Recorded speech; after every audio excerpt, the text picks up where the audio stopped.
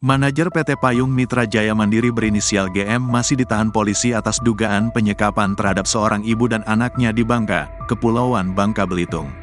Kuasa hukum PT PMM, Tian Handoko, menyatakan akan mengajukan penangguhan penahanan.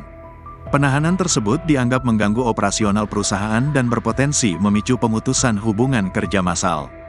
Hari ini kami ajukan penangguhan penahanan.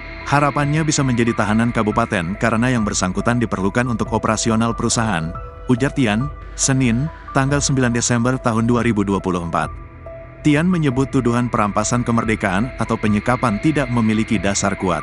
Menurutnya, ibu dan anak tersebut berada di lokasi perusahaan selama 19 jam, dari Kamis, tanggal 5 Desember tahun 2024, pukul 17 waktu Indonesia Barat hingga Jumat siang.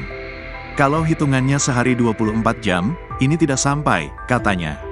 Tian juga menegaskan, mereka tidak berada di kandang seperti yang diberitakan sebelumnya.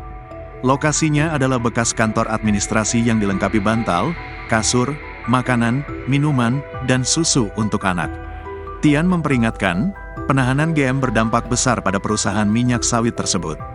Saat ini, lebih dari 100 karyawan bekerja di PT PMM, penahanan ini dapat mengganggu operasional perusahaan dan berpotensi menimbulkan PHK massal, ujarnya.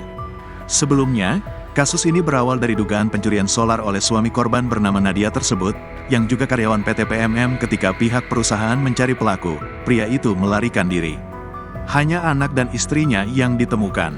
Mereka datang ke perusahaan untuk meminta kasus ini tidak dibawa ke ranah hukum, jelas Tian. Kini, proses hukum terhadap GM masih berjalan. Kuasa hukum berharap pihak kepolisian mempertimbangkan dampak sosial dan operasional dari kasus ini. Download Tribun X sekarang, menghadirkan lokal menjadi Indonesia.